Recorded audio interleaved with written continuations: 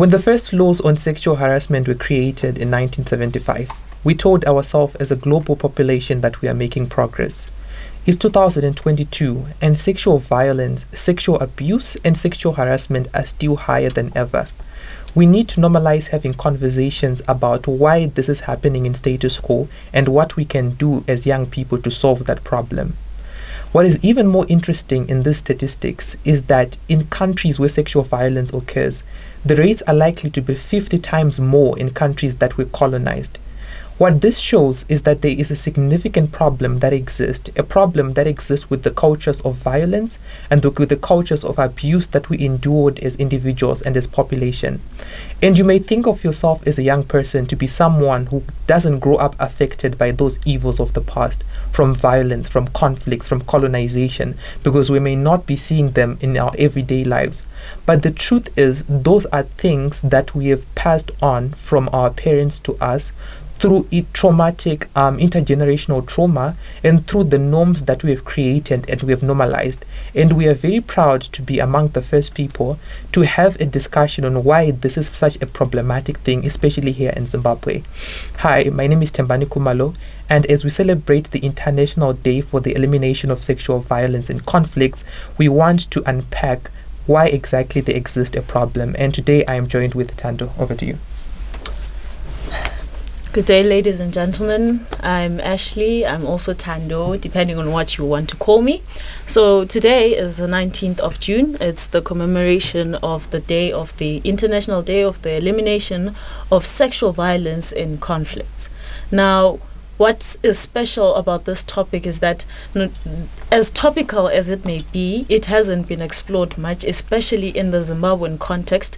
Looking at Zimbabwe, we had a liberation struggle. We also had a genocide. We've had conflicts spanning from the early 1960s right into the 1980s. That's 20 years of trauma, 20 years of violence. Now, what happens with these conflicts and sexual violence is this: when we train our soldiers, we train them and put them into a kill and destroy mode, right? But when the conflict is over, the war leaves, right? And the white man left us, but he left the society. Our society continues to exist even after the conflict. And these people who are on kill and destroy mode remain in our societies. These become our fathers, our patrons, and even our leaders, right? Our policy makers. So what does it mean for us who are remaining? What does it mean for us who are going to be existing with these people? Because at the end of the day, society has to live on. Those who died during the war, they are gone. But we are remaining here with these monsters that we're trained to kill. So, what is very interesting is when we look at what happened during colonization and what happened throughout all those periods of violence that we had as a country, we had individuals who were unfortunately raped. We had things like men who were forced to sterilize, even women were forced to things like abortion, right? We have so many abuses that happened, and those are the same people that were taken back into our society. And not only were they taken back into our society, but then they were taken with those traumas, those abuses, and even those norms that were created in the struggle. So yeah, I think it's quite just an interesting dimension on how it affects us even as modern day youth right now. Yes. What I find particularly interesting about the dynamics of how these things happen is that soldiers are literal robots, right? Combatants are just people who receive instructions and run with it. The generals and the people at the top never take their time to explain why are we doing this, So when they are going to these places to brutalize, right, to kill and so on, there is a bigger agenda and no one explains the bigger picture. I'll give an example of the male on male sexual violence. It's been prevalent in the Ugandan struggle, right? So the thing about male on male violence really has got nothing to do with sexual gratification. It's more of a dominance thing, right? It's power. More of yes, power. It's just about power. They're not raping this person because they want to get off. They just want to establish dominance, and it was used to communicate what? dominance on the other people. So when we take this soldier who is supposed to be defending you guys, we are now here with him and we are raping him. That communicates something. Yeah. And when you look at things like sterilization, right? Or sterilization and rape, right? In the concept of genocide, the Geneva Convention says that genocide is an attempt to destroy in part or in whole any one identifiable subgroup, right? So when we take these people, we get to a place, we identify this is a subgroup of bananas, and we call it the banana state, and we go to this place, and then what do? We kill the men, and we rape the women, right? When we rape the women, we plant our seed, and then they grow. Yeah, right? like Hitler. We kill them, yes, like Hitler, right? But in the context of saying we want to kill the person, the people who have the capacity to what? To plant this seed again of these people that we do not want. That's how genocide works. And then after we do that, we say no one is allowed to abort these babies that we've what? Given to you. And then we grow our seed. Now these soldiers, no one explains all of that to them, such that even after the war is over, after the genocide is over, after the ethnic cleansing, right? They no longer process Kuti. We no longer have to do this. The culture then remains. Repatriation and rehabilitation of these soldiers is not effective enough to teach them to say, there is no longer a need for this, let's stop it. There is no longer a need for us to ban abortion, let's stop it. We needed to populate the country because we needed what? Soldiers for war.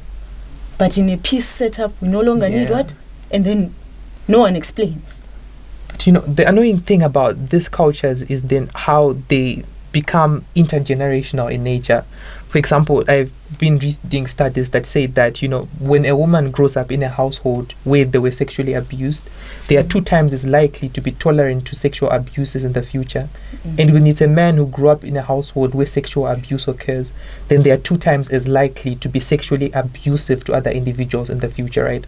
So it not only then shows how these conflicts and how those sexual violence affected like the previous generations during the conflicts themselves, but how also they created these cultures of just likelihood of individuals becoming abusive in the future. And it becomes a cycle of harassment and abuse. You are harassed and then you harass the next person, who also then subsequently harasses the next person, because that's how intergenerational it becomes, and that's how pervasive it then becomes in our society. And that is honestly something that I think the fact that we don't address those root causes and the reason why those things are happening becomes quite important for us to address, right? And what's also, I think, quite fascinating, especially looking at these statistics then, is we now have not only was throughout during the conflicts the fact that women were abused, but I think they also created norms, right, of abuse within those conflicts. Those norms included the fact that we are told that, throughout history, black people, especially African women, did not have any power, which wasn't necessarily true, because I think we had a lot of chiefs and queens who were feminine, right? Who were women, right? And they were powerful and they were acknowledged. The white man comes and tells you that we do not negotiate with with women, right? We only negotiate with men. Women are not supposed to own land. They are not supposed to go to school, and all those abuses. And that is the same image that we have now created. But the problem is we have created that image as our culture, right? We create that image as saying our culture is abusive to women, right? Yes. And it becomes a problem because when you now say abuse of women is justified by culture, then sometimes it makes it a difficult debate to have, because now some individuals are just saying it's a cultural thing to do. It's okay for me as a man to be abusive or to have that sort of power in a relationship, which isn't our culture at all. It's something that I think was forced on us as African. I think even if it can be argued that the conditions of women were not perfect before colonization happened, we can definitely conclude that it became much more worse at a point in time when the white men came and created those narratives. Yes. I think what's important to note, you're very right when you say that our history was distorted and misinterpreted by the white man. You see, the thing about our culture, the conflicts in themselves, right? They destroy the evolution of our cultures. Cultures evolve to serve their people.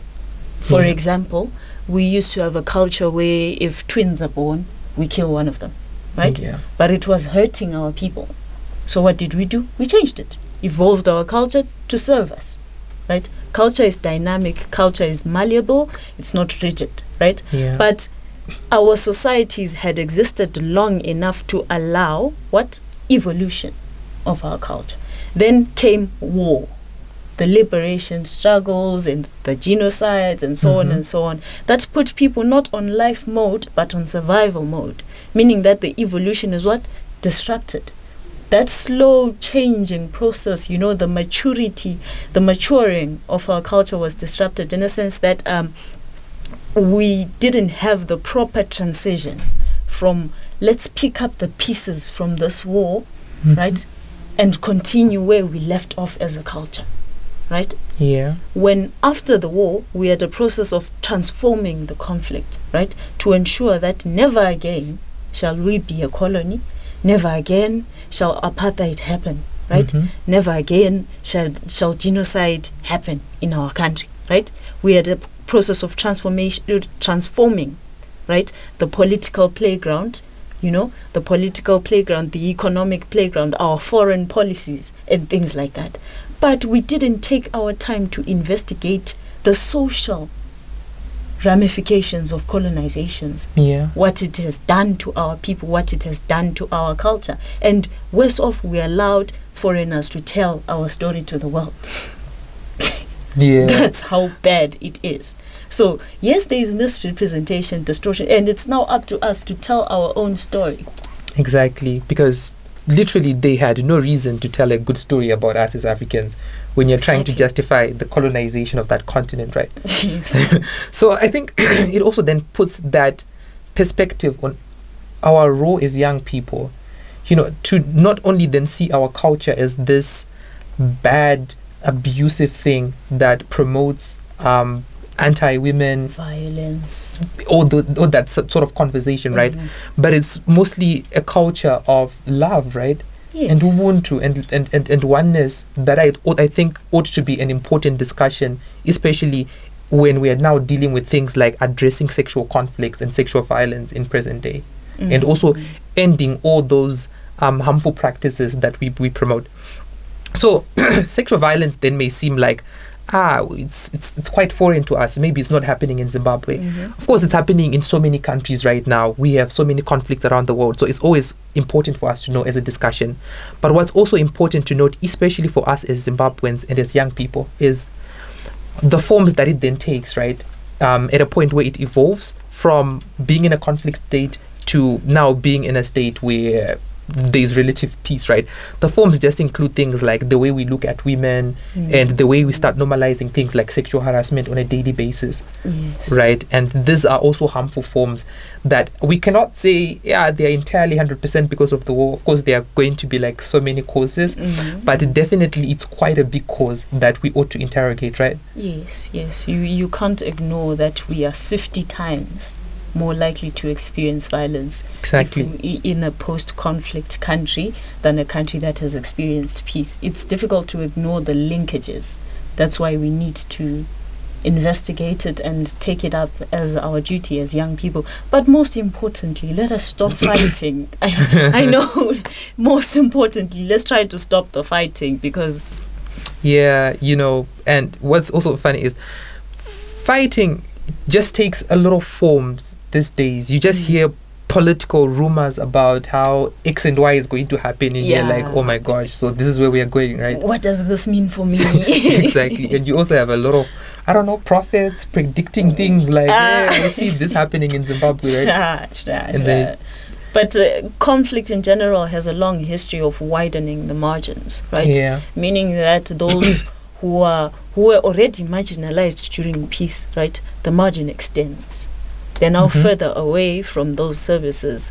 Those people who are rich could just catch the next flight and be out of there. Yeah, that's true. And then, because it's us, then there's me who can't go anywhere, and I'm stuck on to. It's rough. Yes. So I guess to sum it all up, and as we conclude this discussion, It's just important for us to understand as young people that some of these cultures that we have normalized have a very ugly cause, right, which is conflicts. And it's also very important for us to understand that there is so much that we ought to do in terms of addressing the injustices that exist in present day. We need to normalize speaking out when you find that there are some abuses that are happening to a fellow woman. You need to normalize understanding that it's not who we are, it's not our culture to be abusive to other individuals. It's not who we are at all. We are a culture, we are individuals who came up from like a culture of love and of oneness and of Ubuntu.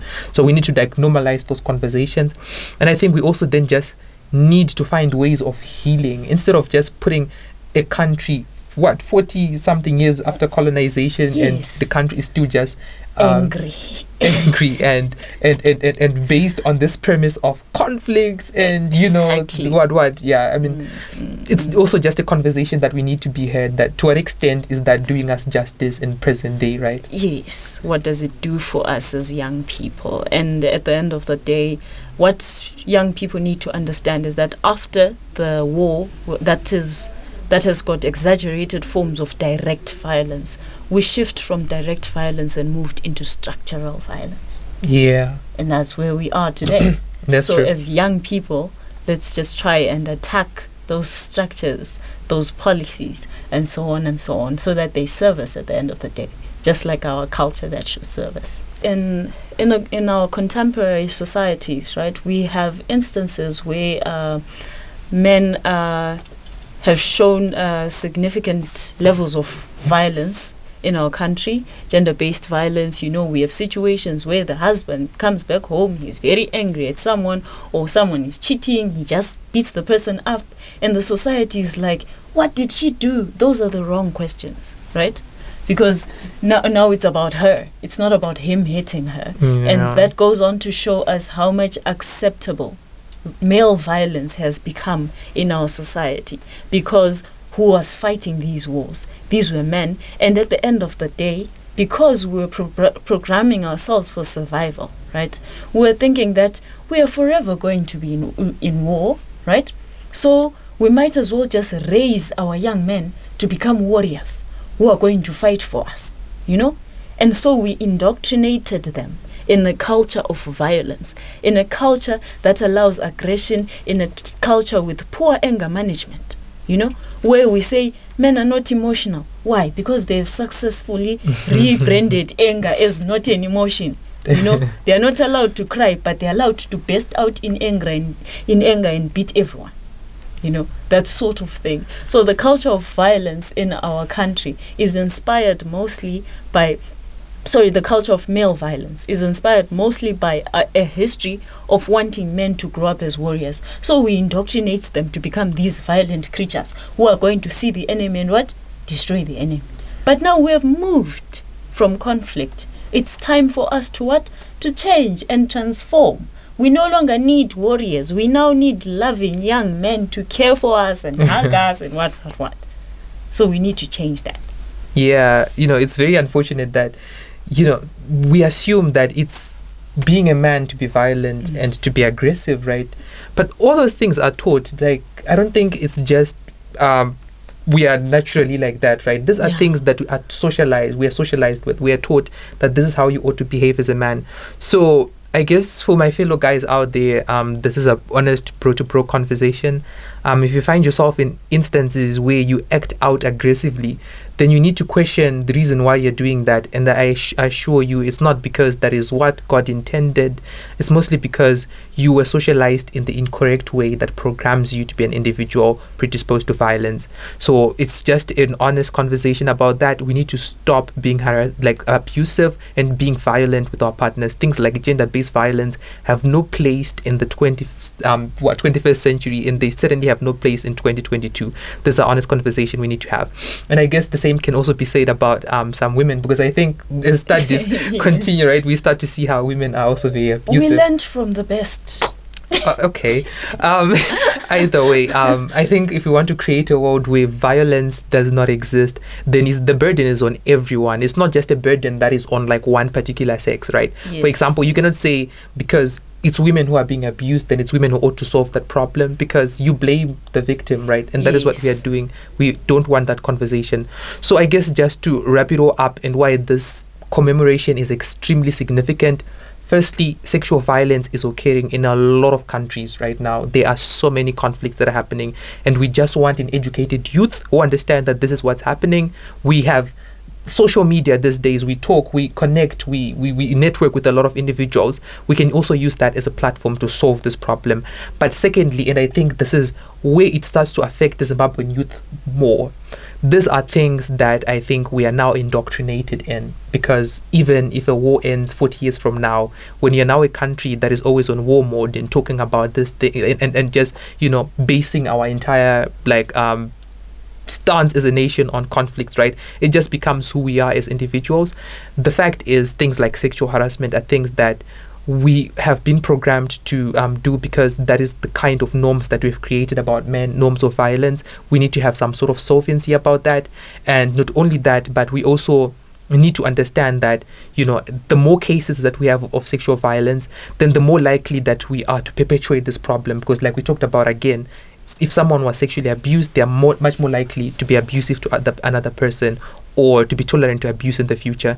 So that is why it's a very relevant conversation in today, because the more cases that we have, then the more need and agency that we have to stop the problem before it continues to get worse. And that is what's happening.